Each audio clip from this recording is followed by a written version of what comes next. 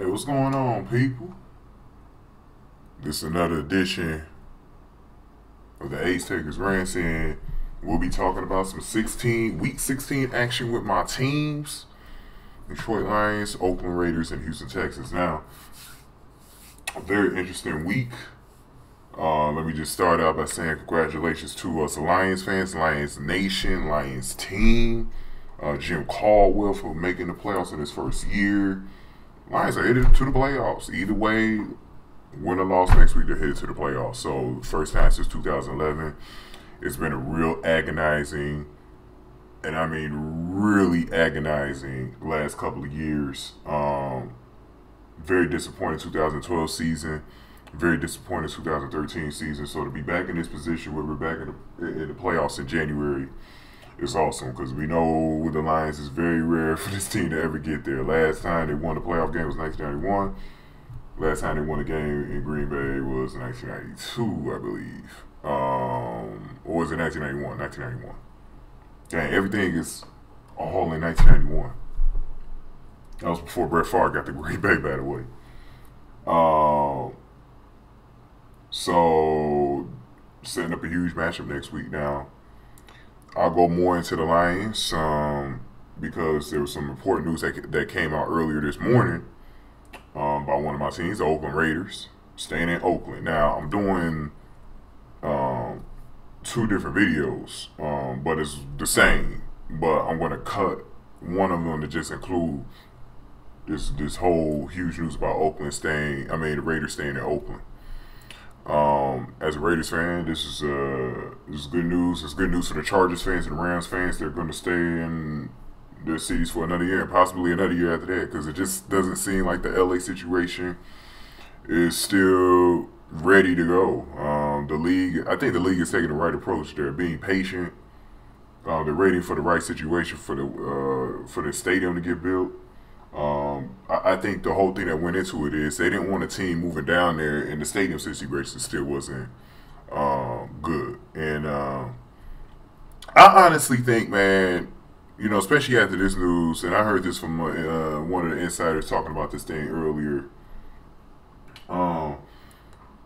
that it's very likely the NFL is going to be forced to expand. They're going to probably do another expansion. From what I'm hearing, Toronto's getting a team, LA's getting a team, possibly San Antonio. And I don't know about another market. I know London's going to get one in the future. The league is going to expand again, and LA's going to get their team through expansion. Probably nobody moves. If anybody moves, it's going to be the Rams, from what I'm hearing. The Raiders and Chargers are going to try to make it work in California. But, it's still up in the air because both of those teams still don't have good stadium situations. But Mark Davis signed a lease today, another one-year lease. This was something that he didn't want to do, but, hey, he was forced to. I mean, there was nothing that was going to get done in L.A. anyways. So it still gives Oakland some more time to get the stadium built. And ultimately, they need to get the stadium built and need to get this thing figured out very soon. San Diego's on the clock too. They got to get their shit. They got to get their shit together down there as well. I think the league or whatever needs to start putting some pressure on the cities that's trying to keep these teams. Not on the LA situation, on the cities that's trying to keep these teams. They need to get something done because it's very slow right now and it's not looking good. Now, the reason why the Rams will likely move is because their owner, Stan Kroenke, has land built. I mean, he has land owned that he purchased in the LA area. So he's not wasting his money on that. You know what I mean? So more than likely he's going to try to get that thing figured out, and we'll know more. This is more of an off-season story than it is an in-season story. We've just been hearing more rumors than anything during the season, but we'll probably hear more about this in the off-season. But for now, those great people in Oakland, I go to Oakland like once a year. Most years I went there early in the year for the Chargers game. And those fans are great. They are great fans, man, and they deserve to keep their team. The support has been unbelievable all season long. It's been a tough season. but the support has been very good. They won a huge game today against Buffalo. More likely, I haven't heard if they officially got kicked out of Buffalo, but they won that game. I actually didn't see that game because I was asleep around that time, man. When when the game was finalizing, I was just out of it, man. I really haven't had any sleep. Detroit game was early in the day, took a lot out of me, so I've been up all morning. I couldn't handle it, man. But I do plan on watching this game later on and see what happened. And this is very good because it's the last home game of the season. They're more likely to lose in Denver next week, so it was a good thing. This is the send-off game. Next week's game is just a technicality. You got to play it on your schedule. To me, this was the game right here for the Raiders. This was the game that they needed to really build a foundation on next season. I think the Raiders have officially turned the corner here as a franchise, as an organization. The 10-year run, I think, is over. The 10-year runs of bad seasons, I think, is over. They won't make the playoffs next year, but I think that they will be on track to make it the year after that. I think they still got another season to develop. They got to get some more draft picks in there and really develop those guys. But Carr and Mack, I mean, as long as those two guys are healthy, man, this team is they're on the right path, man.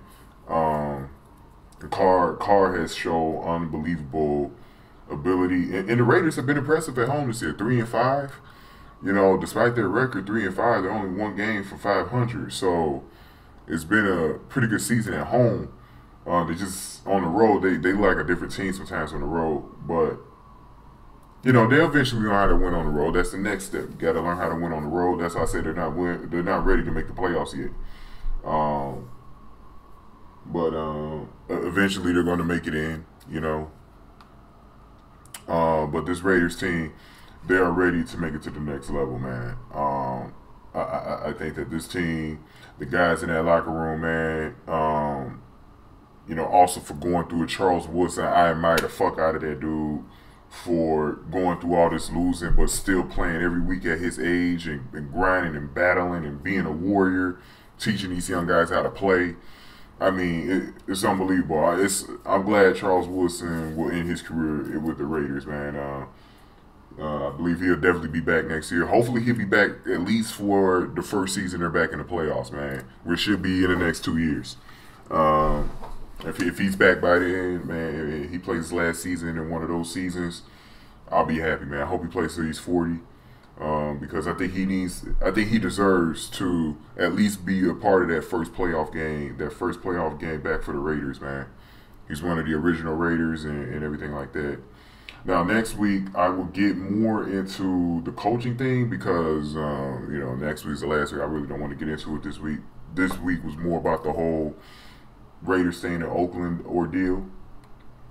And like I said, like I told people, man, Mark Davis is somebody who I really like as an owner, man. I told people this about a month ago that I really like what he's been trying to. He's doing things differently than what his father's doing, and this is why I think the Raiders have a better chance of staying in Oakland under his tenure than they did probably under someone like Al Davis, who loves Oakland, but I never doubt that about him. But the thing is, I think Mark Davis is trying to set things up. He's reestablishing relationships with other teams, and that's very important. You want to have some owners on your side, man, when things go wrong, man. And like I said, I don't know if this team will ever stay in Oakland or not, by the end of the decade. But the thing is,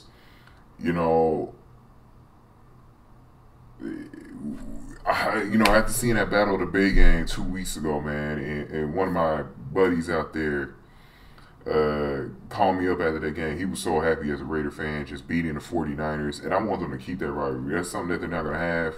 They'll still have a rivalry, but it won't be the same. It won't be Battle of the Bay, man. That's an awesome rivalry. It takes place every 4 years. I wish it happened every season. Sometimes I wish these teams that are in the same cities or same regions or whatever were in the same division, man. It'd be awesome if the 49ers and Raiders are in the same division, man. Instead of interconference where they only see each other like every 4 years. But I guess that's also what makes it special that they only play each other every 4 years. So, but like I said, man, the thing that I would say, man, I never would have thought that I would have saw the 49ers get a new stadium built. You know, I knew it was going to happen eventually, but when it did, when they got Levi's Stadium built, I said anything's possible for the Raiders to get their stadium built. Anything's possible, man. And now they're staying in Oakland, man. So I'm very, very happy about that, man. That was an early Christmas gift. And I don't know if you guys saw a story. There was a story earlier. Jay Glazer.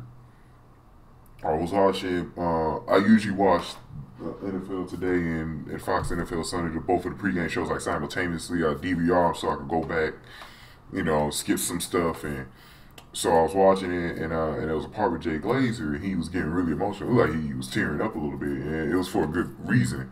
He set this thing up for kids who are in situations where they have sicknesses and stuff like that, or whatever, and he makes their dreams come true around the holidays, and he has these kids meet the players, the coaches, the whole organization, and the Raiders really went out of their way to make this kid. There was a 4-year-old girl who was battling cancer, I believe, you know, and they made her situation really good. They gave her so much stuffed animals. They let her go to the game today. She sat with them, ate lunch with them, all this other stuff. It was a cool experience for all those Raiders. And this is a season where we're hearing so much bad stuff about NFL football players and professional players, and this was a nice change up here to hear this kind of story. And it was awesome, man. I almost teared up myself because you know, especially since it dealt with the Raiders, and there was a player on the team. I can't remember who it was, but there was a player on the Raiders who actually gave over their whole game check to the family. He told the father, "Hey, spend the whole game check on the girl's Christmas to make sure she has one of the best Christmases ever." And I thought that was really cool. That was a situation right there, because I got so tired of hearing about the Adrian Peterson, Ray Rice bullshit.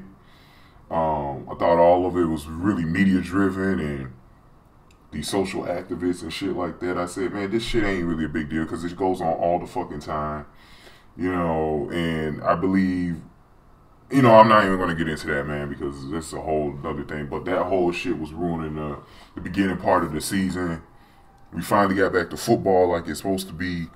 And this was a story that people need. Those same people who want to get on NFL players about that shit, they need to hear this fucking story right here. This was a fucking story right here that exemplifies that there's good guys in the NFL and there's good people who run the show in the NFL, man. Because if there wasn't, this story would have never happened. You know what I mean? So that was an awesome story, man. It was one of the best stories I heard in a long time in the professional world. That happened. So, you know, a lot of bullshit been happening all year. This whole race thing with the police and shit like that. It was just good to hear a good story, you know. And this was one of them, man, especially around this time of year. But yeah, so the Raiders are staying in Oakland. I'm very happy about that. You know, I was glad because I was like, man, this could be the last game that they ever play in the Coliseum, man. And I always love watching the Raiders games in Oakland. And now I know I have to make sure I get my ass out there to Oakland next year, because I was debating if I was going to take a long trip to California again next season. Definitely going to do that, you know, because the Raiders come to Detroit next season.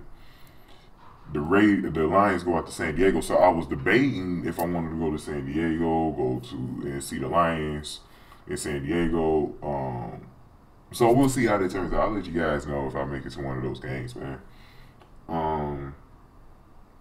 But yeah, it's awesome, man. I think the people in Oakland, congratulations to you guys and the support. That crowd, when I did watch the first half of the game, that crowd was just on it. I can't wait to watch the second half later on.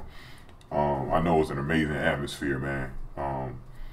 It's good shit by the Raiders, man. Always good shit. All right. So that'll be in a separate video. If you're watching that Oakland Raiders video, I'm signing off on that one right now, and I'm moving over to this one now.